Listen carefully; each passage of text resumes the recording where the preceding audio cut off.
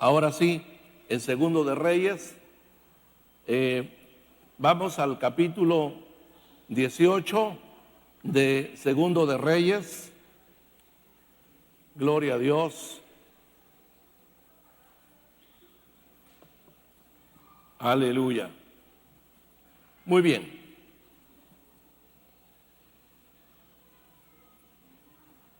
Quiero que leamos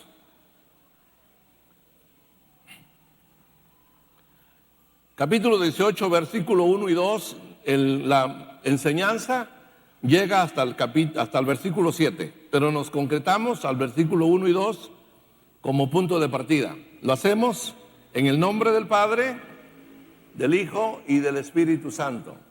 Vamos a la palabra. Dice así: en el tercer año de Oseas, hijo de Ela, rey de Israel, comenzó a reinar Ezequías, hijo de Acaz, rey de Judá. Cuando comenzó a reinar era de 25 años y reinó en Jerusalén 29 años. El nombre de su madre fue Abi, hija de Zacarías. Leamos de una vez el 3. Hizo lo recto ante los ojos de Jehová, conforme a todas las cosas que había hecho David, su padre. Amén. Gloria a Dios. Quiero que pensemos en una palabra que es muy conocida. Una palabra que se llama coraje. Es un sustantivo. El coraje de Ezequías. Coraje significa valor, decisión, acción,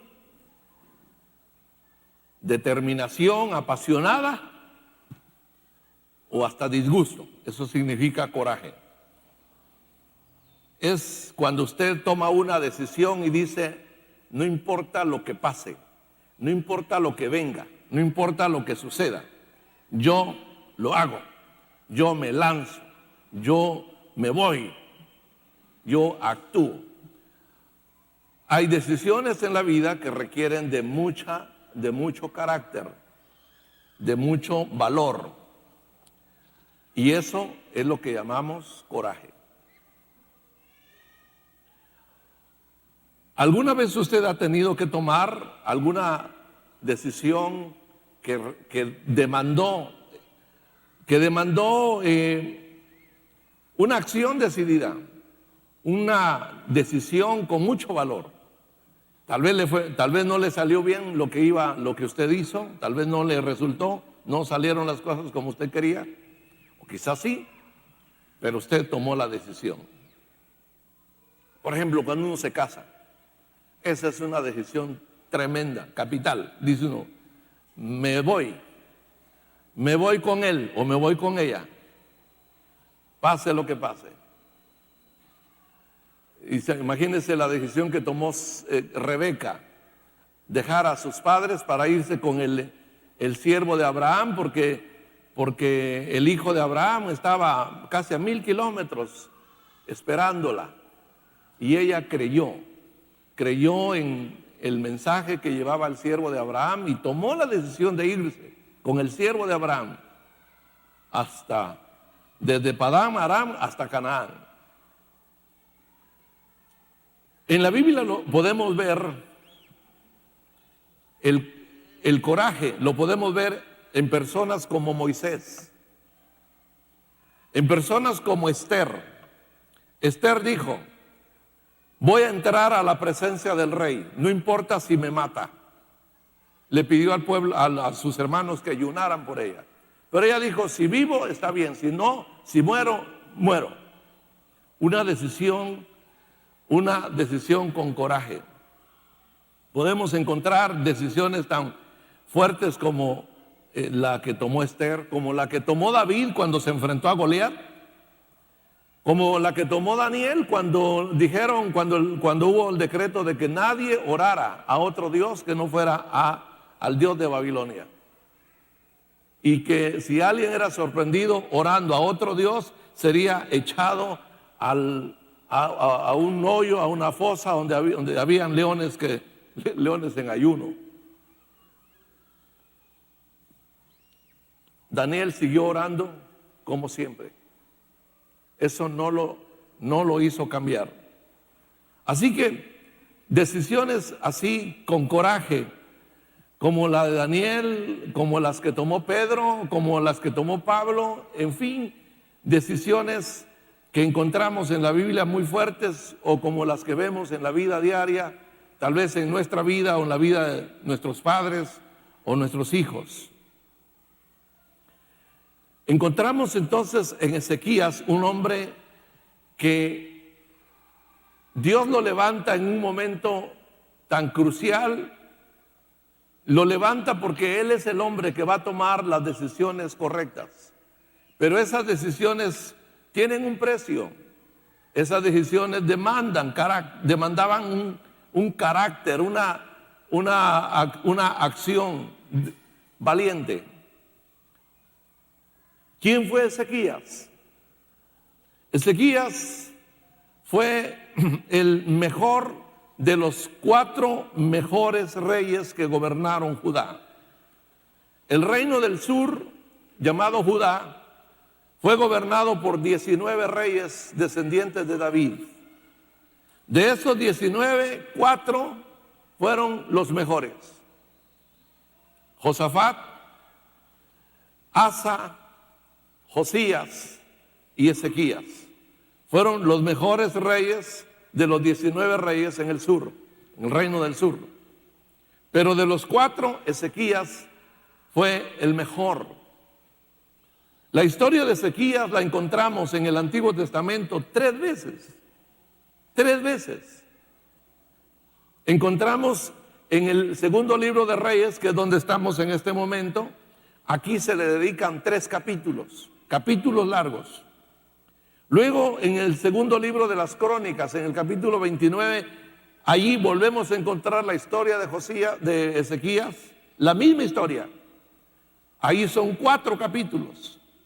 Y la misma historia de Ezequías la vamos a encontrar otra vez en el libro de Isaías, en el capítulo 36, 7, 8 y 9. Entonces, son 11 capítulos dedicados al reinado de Ezequías.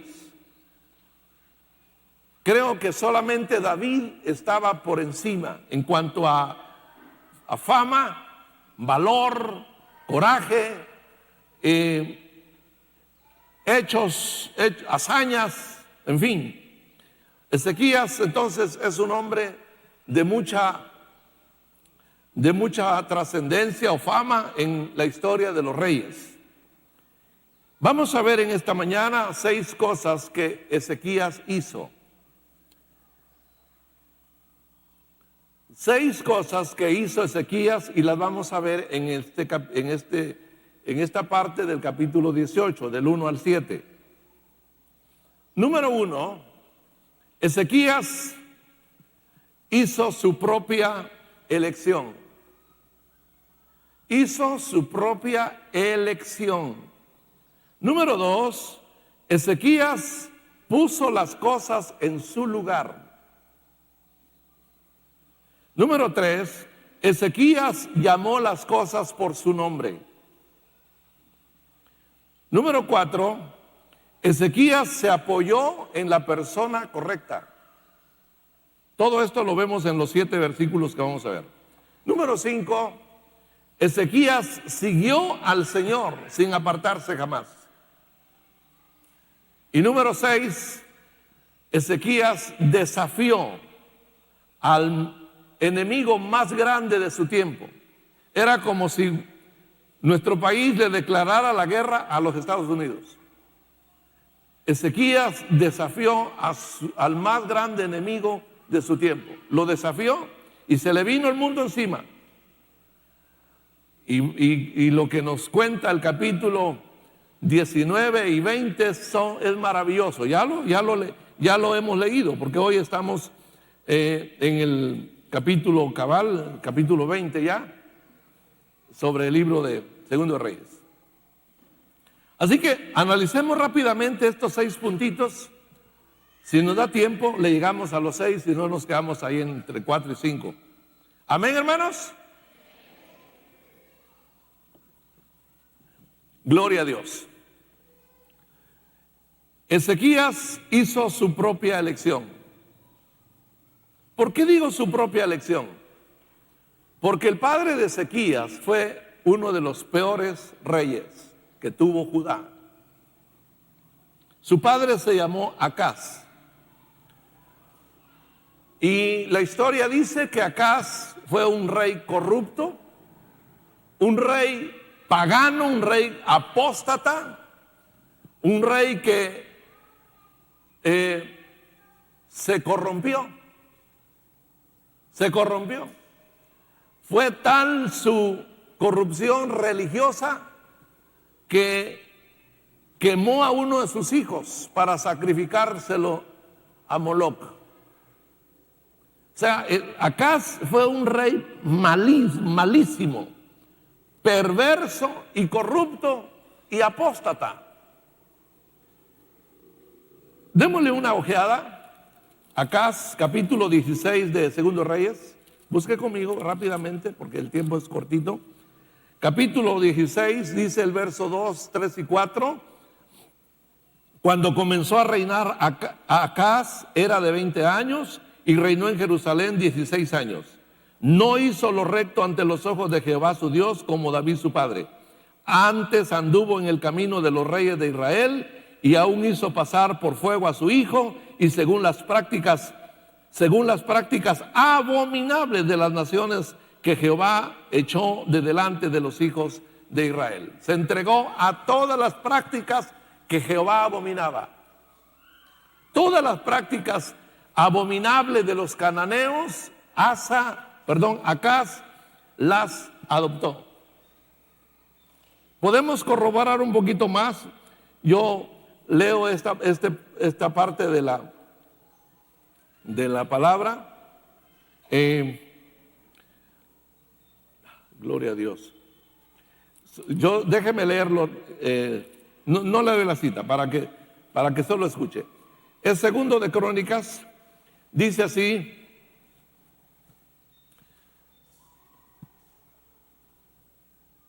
porque Jehová había humillado a Judá por causa de Acaz, rey de Israel, por cuanto él había actuado desenfrenadamente en Judá. Se desenfrenó.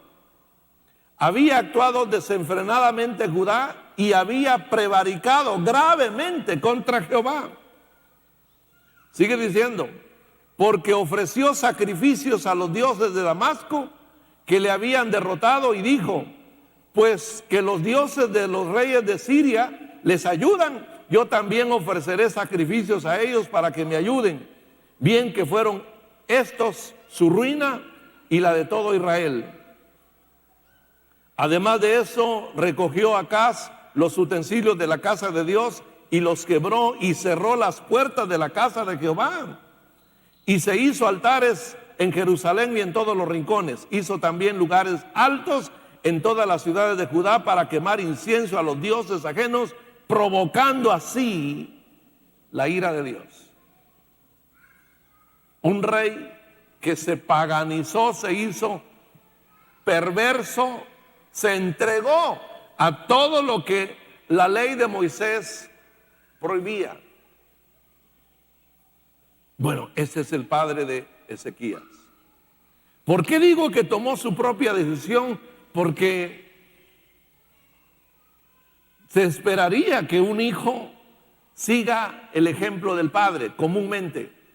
Se esperaría eso normalmente.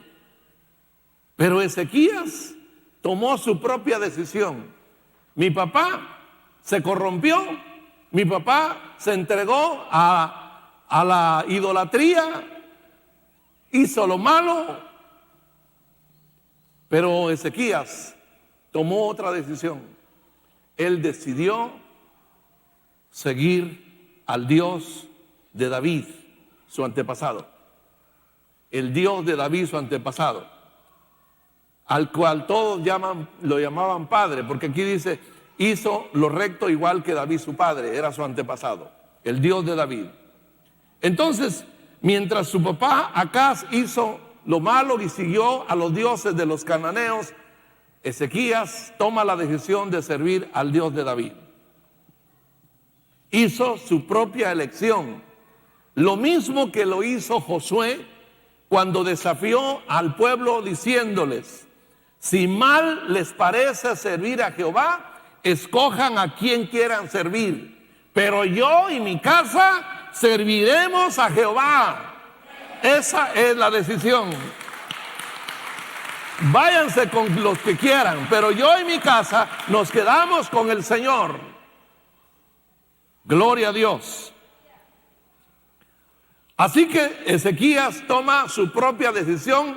Él no sigue los pasos de su padre. Él toma otra dirección. Él dice: yo quiero servir al Dios de David. Y va a hacer una serie de cambios y transformación en todo Jerusalén. Revolucionó al pueblo, volvió a abrir el templo, porque acá su padre había cerrado las puertas del templo. Ezequías volvió a abrir el templo, lo limpió, sacó las imágenes que habían metido los israelitas en el templo del Señor, las mandó a sacar, las quebró en los atrios, las hizo pedazos, restauró el culto al Señor, renovó otra vez la adoración, tomó su propia decisión. Número 2, puso las cosas en su lugar. Volvemos entonces al capítulo 18 de Segundo Reyes. Dice el versículo 4, dice: él quitó los lugares altos y quebró las imágenes y cortó los símbolos de acera, e hizo pedazos la serpiente de bronce que había hecho Moisés, porque hasta entonces le quemaban incienso los hijos de Israel y la llamaban Neustán. Puso las cosas en su lugar. Dice allí el texto: quitó los lugares altos. ¿Qué eran los lugares altos? Si usted lee el Antiguo Testamento y sobre todo la historia de los reyes, va a encontrar muy seguido esa palabra, lugares altos. Lugares altos donde se ofrecían sacrificios. ¿Qué eran los lugares altos?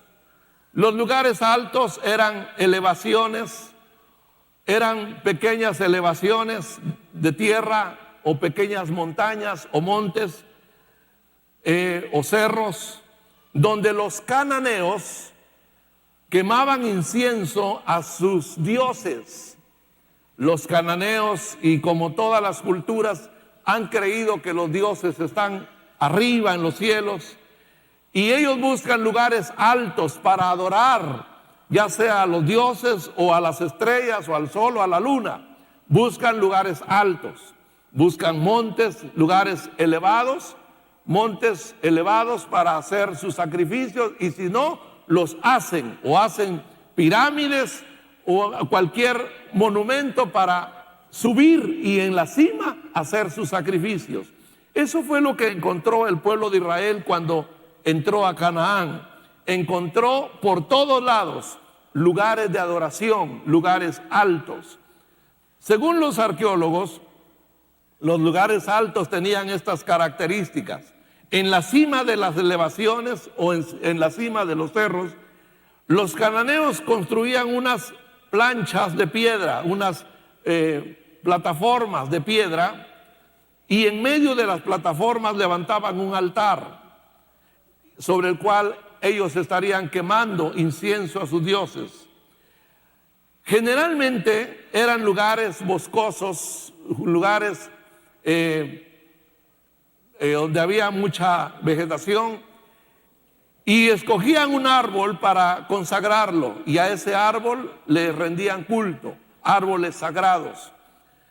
Esos árboles estaban en los lugares altos, donde ellos adoraban, consagraban a algún árbol y también ponían pilares alrededor del lugar donde adoraban, y esos pilares representaban a sus dioses. Inscribían los nombres de sus dioses y les quemaban incienso. Eso era muy común, y lo ve usted, todavía lo puede ir a ver allá en Chimaltenango. Hay cerros donde donde las personas del lugar, los nativos, suben al cerro. Allí están los altares para ofrecer culto, quemar copal y sacrificar gallinas negras. Eso es lo mismo, es lo igual. Eso lo hacían los cananeos y lo hicieron todas las culturas. Se encuentran lugares de adoración elevados desde Sudamérica hasta México, grandes monumentos altísimos para adorar o rendir culto a los dioses. Eso fue lo que encontró Israel en la tierra de los cananeos.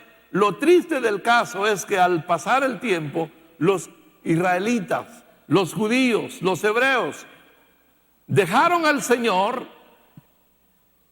y adoptaron esas costumbres. Se entregaron a la idolatría y terminaron adorando a los dioses en los lugares altos. Y todavía peor, los lugares altos también los usaron para adorar a Jehová.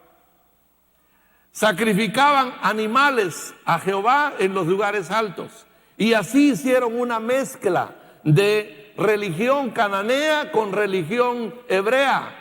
Mezclaron las costumbres de los cananeos con las costumbres de los hebreos en asunto de adoración. Esa mezcla se llama sincretismo. Sincretismo es la unión, sincretismo, gloria a Dios, hermanos, es la unión de ideas opuestas, de ideas o corrientes opuestas. Es cuando se une o se juntan para que armonicen ideas contrarias. Eso es sincretismo. Eso hizo Israel. Unificó la forma en que los cananeos adoraban a sus dioses con la forma en que ellos habían sido enseñados para adorar al Señor. Eso se llama misticismo, una mezcla de judaísmo con paganismo. Mezcla de judaísmo con paganismo. Hoy en día es lo que vemos. Lo que hoy vemos es una mezcla de cristianismo con paganismo, lo mismo. Así como se corrompió Israel, se corrompió la iglesia. Israel se corrompió en los tiempos de los reyes. Mezclaron la religión de ellos con la religión de los paganos. Los ídolos de los cananeos los metieron a su templo. Los metieron al templo de Jehová. Y la adoración que ellos tenían que darle a Jehová se la fueron a dar a los lugares altos. Hicieron una mezcla de adoración pagana con la adoración que ellos habían recibido por revelación para Dios. Esa mezcla de paganismo y judaísmo se repite en la historia. Hoy lo que vemos es una mezcla de paganismo con cristianismo. ¿Usted cree que celebrar el Día de los Muertos es de cristianismo? ¿Es de cristianos? ¿Usted cree que eso es bíblico? La celebración del Día de los Muertos es lo que ha dado lugar a todo lo que se hace en asuntos, en prácticas espirituales, de ocultismo y de todas esas prácticas que tienen que ver con el Halloween. Todo eso es paganismo. Pero se ha arraigado de tal manera en nosotros que hay muchos cristianos que no pueden desprenderse del famoso fiambre. Ay, el fiambre.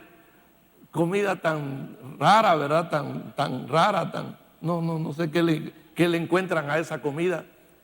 Pero es una tradición. No son costumbres que tengan que ver con el cristianismo bíblico. Es paganismo. Tiene que ver con la muerte. Tiene que ver con los muertos. Las iglesias espiritistas pasan del 1 y el 2 haciendo sus prácticas espiritistas porque son días especialmente en que hay movimiento espiritual, pero de las tinieblas. Entonces el pueblo de Israel llevó su adoración a los lugares altos. Allí fueron a sacrificar, a hacer sacrificios para el Señor, para Jehová su Dios. Dios les había dicho en dónde tenían ellos que ofrecer el culto. Ellos no ignoraban, no eran ignorantes. Yo quiero invitarles en esta mañana a que lean conmigo en el libro de Deuteronomio, por favor, libro de Deuteronomio capítulo 12. Si no lo encuentra luego, escuche. Yo lo leo. Capítulo 12, verso 2. Esto fue lo que Moisés le dice a Israel antes de entrar a la tierra prometida. Destruiréis enteramente todos los lugares donde las naciones que vosotros heredareis sirvieron a sus dioses, sobre los montes altos y sobre los collados y debajo de todo árbol frondoso.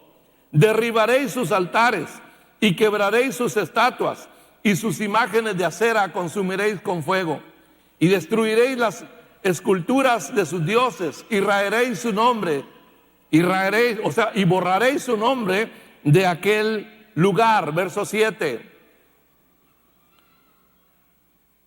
Y comeréis allí delante de Jehová vuestro Dios, y os alegraréis vosotros. Yo sigo leyendo el verso 4 en adelante. Dice el verso 4: no haréis así a Jehová vuestro Dios, sino que el lugar que Jehová vuestro Dios escogiere de entre todas vuestras tribus para poner allí su nombre para su habitación, ese buscaréis y allá iréis. Allí llevaréis vuestros holocaustos, vuestros sacrificios, vuestros diezmos y la ofrenda elevada de vuestras manos, vuestros votos, vuestras ofrendas voluntarias y las primicias de vuestras vacas y de vuestras ovejas. Y comeréis allí delante de Jehová vuestro Dios, y os alegraréis vosotros y vuestras familias en toda obra de vuestras manos en la cual Jehová tu Dios te hubiere bendecido. Aleluya. Versículo 11 dice: y al lugar que Jehová vuestro Dios escogiere para poner en él su nombre, allí llevaréis todas las cosas que yo os mando, vuestros holocaustos, vuestros sacrificios, vuestros diezmos, las ofrendas elevadas de vuestras manos y todo lo escogido de los votos que hubierais prometido a Jehová. Ellos no tenían que ir a otro lado, pero el pueblo de Israel se desvió y adoptaron los mismos lugares que los cananeos usaban en la adoración, y allá se fueron a los lugares altos, a los montes, a adorar a Dios, a ofrecer sacrificios. Dios les había dicho dónde tenían que reunirse. ¿Qué hizo Ezequías? Dice el versículo 4: él quitó los lugares altos y quebró las imágenes y cortó los símbolos de acera. Quiso borrar todo eso que el pueblo de Israel había adoptado en su adoración. Tercero, llamó las cosas por su nombre. El mismo versículo dice que Ezequías despedazó la serpiente de bronce. Así dice el mismo versículo. Hizo pedazos la serpiente de bronce que había hecho Moisés, porque hasta entonces le quemaban incienso los hijos de Israel. ¿De dónde surgió esa serpiente de bronce? Bueno, ustedes saben la historia. Esa serpiente la construyó Moisés. La hizo cuando los israelitas estaban siendo mordidos por las serpientes venenosas en el desierto. Y Dios le ordenó a Moisés que hiciera una serpiente de bronce y la pusiera en alto, en un asta. Toda persona mordida que corriera donde estaba la estatua de bronce y allí, que la viera solamente, solo debía mirarla para que el veneno de la serpiente se extinguiera, quedara sin efecto en el cuerpo de la persona. Y así fue como el pueblo de Israel se salvó porque ya había mortandad que había caído por el veneno de las serpientes. Ellos se salvaron viendo la serpiente de bronce, pero esa serpiente de bronce alguien la conservó. Alguien la conservó en su casa, la guardó y dijo, esto hay que tenerlo como un recuerdo. Al principio quizá como un recuerdo, pero en los tiempos de Ezequías ya la tenían en un altar y la adoraban y le quemaban incienso. Me pregunto, ¿qué tiene más poder? ¿Una serpiente de bronce o una cruz de plata?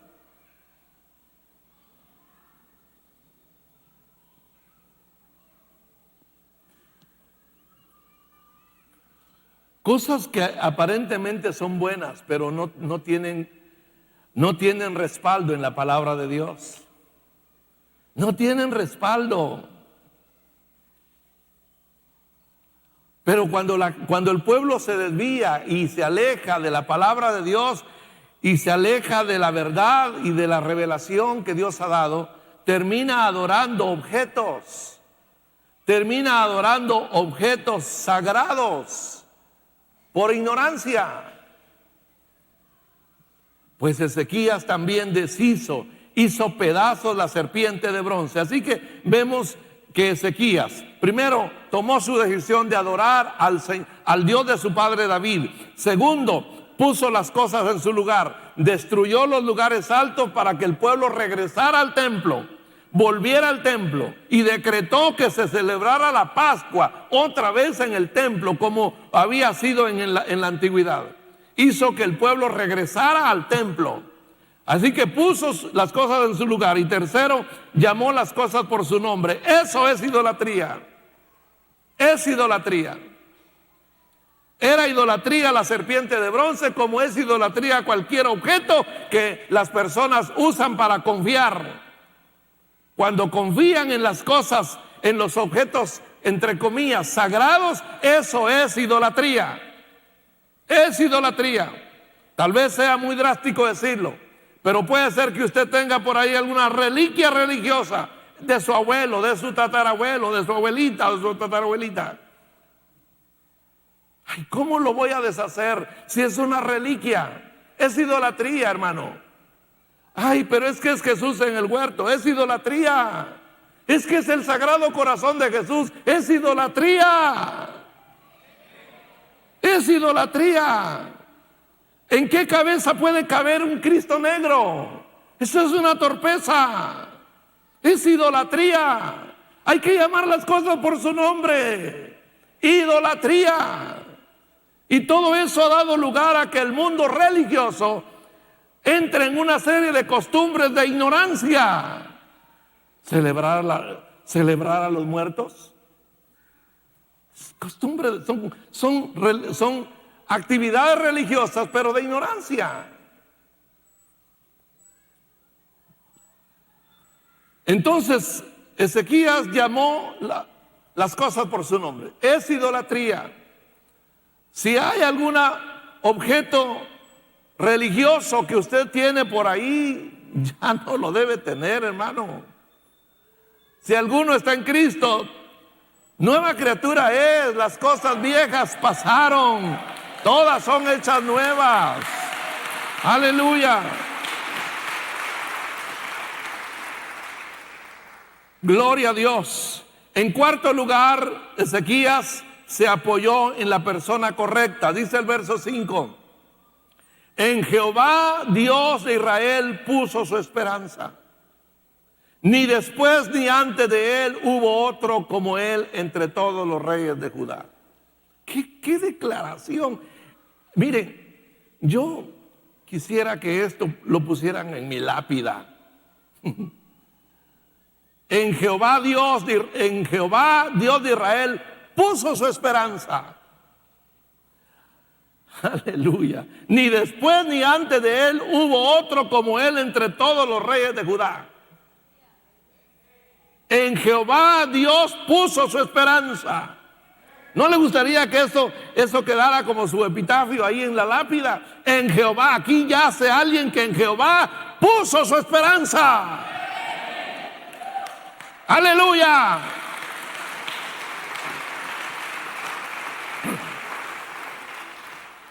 se aferró a Jehová. Se aferró a Jehová como lo hizo David. David fue un hombre aferrado a Jehová su Dios. Se agarró de él, se asió de él, se hizo de él y no lo dejó. Tuvo la confianza de retar a un gigante y decirle: yo vengo a ti sin espada y sin escudo, no traigo lanza, únicamente vengo en el nombre de Jehová de los ejércitos, al cual tú has ofendido, y él te va a entregar en mi mano. Se aferró a su Dios. Dice el texto: en Jehová, el Dios de Israel, puso su esperanza.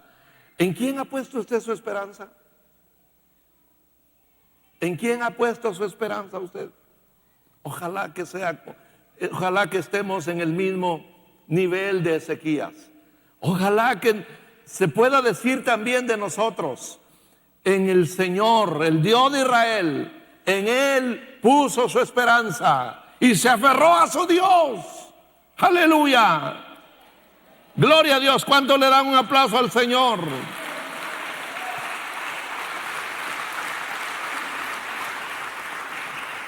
Número 5. Siguió al Señor y no se apartó de Él. Es que ese es el detalle. De los 19 reyes, hubieron 4 buenos, pero de esos 4, 2 se apartaron al final de su vida, dejaron al Señor. Ezequías no. Ezequías puso su confianza en el Señor y no se apartó del Señor hasta su muerte. Su vida estuvo ligada a la palabra de Dios. Miren lo que dice el verso 6. Porque siguió a Jehová y no se apartó de él, sino que guardó los mandamientos que Jehová prescribió a Moisés. Su vida estuvo ligada a la palabra de Dios. La palabra de Dios, dice aquí, los mandamientos que Jehová le dio a Moisés. A eso se aferró. Su vida estuvo ligada a la palabra de Dios y por eso siguió al Señor sin apartarse hasta el final. Quiera Dios, hermanos, que seamos hombres y mujeres con ese coraje. Hemos tomado una decisión. No importa si mi padre fue idólatra, fue brujo, fue hechicero, fue borracho, fue lo que sea. No importa. Yo he tomado la decisión más grande. Yo quiero que mi vida y la vida de mi familia sea diferente. He decidido seguir al Señor. He decidido amar al Señor y servirle. Entonces, siguió al Señor sin apartarse. Amó la palabra del Señor. Guardó los mandamientos que Jehová había dado a Moisés. Esa palabra escrita en lo que ahora llamamos la Biblia, es la palabra de Dios. Y si nos mantenemos en ella y meditamos día a día en ella, eso va a hacer que nos mantengamos fieles y que, como Ezequías, nunca nos apartemos del Señor. Y termino. En sexto lugar, Ezequías desafió a su gran adversario, que era el rey de Asiria. Dice el verso 7: y Jehová estaba con él, y a donde quiera que salía, prosperaba. Él se rebeló contra el rey de Asiria y no le sirvió. ¿Sabe qué? Su padre Acaz fue un sirviente, o había sido un sirviente del rey de Asiria. Su padre Acaz fue un un rey sometido, un rey servil. Él le sirvió al rey de Asiria, le pagó tributo, le mandaba regalos, le mandó todo el oro que encontró en Jerusalén, quitó aún oro del templo de Jehová y se lo mandó al rey de Asiria. Y cuando un día fue a Damasco a verse con el rey de Asiria, Acaz, allá en Damasco vio un altar donde el rey de Asiria hacía sus ofrendas y sus sacrificios. Y cuando vio el altar, se enamoró del altar, le tomó fotos y se las mandó a sus sirvientes allá en Jerusalén, se los mandó por WhatsApp. Mire, quiero que cuando llegue a Jerusalén ya estén trabajando sobre este altar. Sí, cuando él regresó, cuando él llegó a Jerusalén ya estaban trabajando. Mandó cartas, por supuesto, usted me está creyendo ya. Mandó cartas a decir, por favor, háganme este altar. Yo quiero tener en mi casa, en el templo quiero tener este altar que sea igualito al que el rey de Asiria tiene en Damasco, donde él ofrece a sus dioses. Eso fue acá. Fue un hombre que estuvo sometido, fue un siervo, un sirviente, un vasallo del rey de Asiria. Pues mire lo que dice el versículo. Y cuando muere Acaz, deja con ese compromiso a su hijo Ezequías. Hay que pagarle tributo a Siria. Hay que pagarle tributo a Siria. Mire entonces lo que dice el verso 7.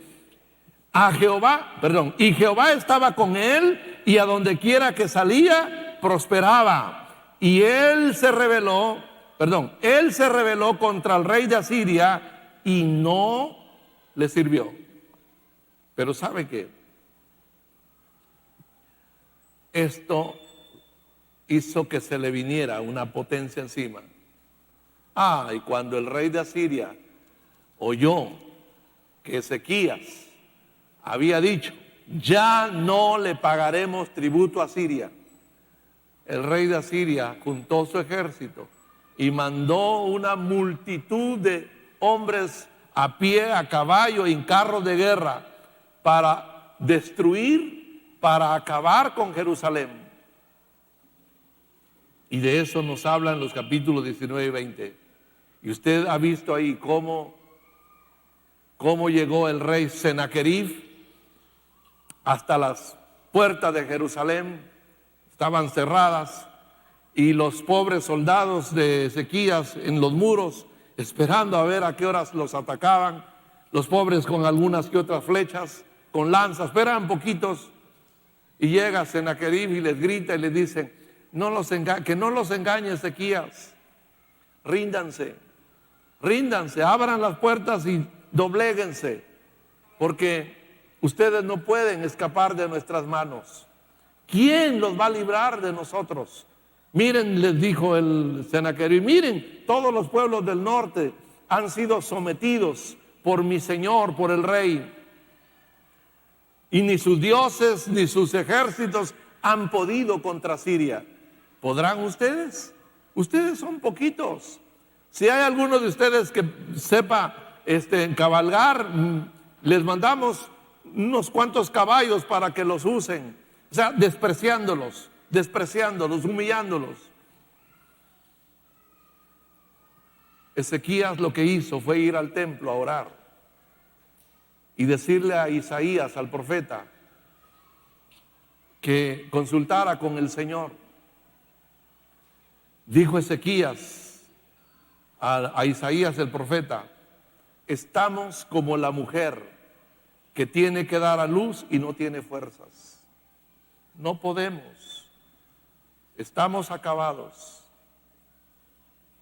Entonces el profeta Isaías consultó al Señor y así en pocas palabras, la resumo, le dijo, ese hombre no entrará aquí, yo ampararé esta ciudad y él no podrá disparar una flecha, él no va a poner sus pies aquí adentro. Yo le voy a poner un anzuelo, un garfio en su quijada y me lo voy a llevar de regreso a su tierra y allá lo van a matar. Y eso sucedió. Yo ampararé esta ciudad, dijo el Señor. Ezequías entonces fue antisirio, contrario a su padre Acaz. Desafiar al rey de Asiria fue la prueba más grande de su fe. 2 veces Asiria incursionó sobre Jerusalén, 2 veces la sitió. Y pobre Ezequías con su pequeño ejército dentro de los muros, temblando, diciendo, solo esperando que los asirios invadieran y destruyeran Jerusalén. Pero Ezequías se aferró al Señor, al Señor. Y el profeta Isaías le dijo, no temas, no temas, yo estoy contigo, yo estoy contigo. Ese ingrato no va a entrar aquí, no va a disparar una sola flecha. Es más, la doncella, la Virgen de Jerusalén, se burla de él, menea la cabeza y se burla porque no puede contra ella. Aleluya. Hermanos, qué diferente es tener a Dios a nuestro favor. Si Dios está con nosotros, dijo Pablo, si Dios está por nosotros, ¿quién contra nosotros? Si Dios está de su lado, de su parte, ¿quién podrá vencernos? ¿Quién? Aleluya. Gloria a Dios. Así que para Ezequías desafiar al rey de Asiria fue la prueba más grande que vivió en cuanto a su fe. Dios protegió a Jerusalén y no permitió que Judá fuera llevada en cautiverio como Asiria, como fuera llevada en cautiverio por Asiria, como lo había hecho 100 años antes con las 10 tribus de Israel. Porque fue Asiria la que había llevado cautivo a las 10 tribus del norte, llamada Israel. Pero Dios no permitió que eso pasara con Jerusalén. La grandeza y la victoria de Ezequías, ¿dónde empieza? Ezequías fue uno de los reyes más famosos porque siguió a Jehová de todo corazón. Amó al Señor apasionadamente. Fue un hombre apasionado por la palabra de Jehová y por el Señor, por el Dios de Israel. Su victoria sobre Asiria fue la que le dio la fama de ser el rey más grande que hubo sobre Judá. Pero ¿dónde se origina esa victoria? ¿Dónde se origina esa grandeza? Se origina en el primer punto, cuando él hace su elección. Cuando él dice, mi padre se entregó a la adoración de los ídolos. Mi padre apostató, mi padre se corrompió, mi padre se volvió idólatra. Yo decido servir al Dios de David, a Jehová, el Dios de Israel. Esa fue su elección. ¿Ha sido su elección? ¿Ha sido la elección de usted? No importa a quiénes adoraron nuestros abuelos. No importa si mi abuelo fue adorador de ídolos, o mis padres fueron brujos o adoradores de Mashimón. Yo he decidido servir al Dios verdadero, al Dios de David o al Dios de Israel, el Dios que da la victoria, el Dios que no conoce derrotas, el Dios de las batallas, el Dios de las victorias, el Dios de los ejércitos. Ese es nuestro Dios. Él es nuestro Dios. Nunca dejará que los que confían en Él sean derrotados. Nunca. A mí me impresiona cuando la familia de Amán le dijeron, si ese hombre contra el cual estás peleando es hebreo, no lo vas a vencer. La batalla de Amán con Mardoqueo. Si ese hombre es judío contra el cual estás luchando, no lo vas a vencer. ¿Y sabe qué? La horca que Amán había preparado para Mardoqueo sirvió para él. Él terminó ahorcado allí. Hermanos, ¿en quién ha puesto usted su esperanza? ¿En dónde está su confianza? Tiene que estar en el Señor. es el Dios que hemos adoptado como el único Dios verdadero. En Él hemos creído, en Él hemos confiado. Él nos dará siempre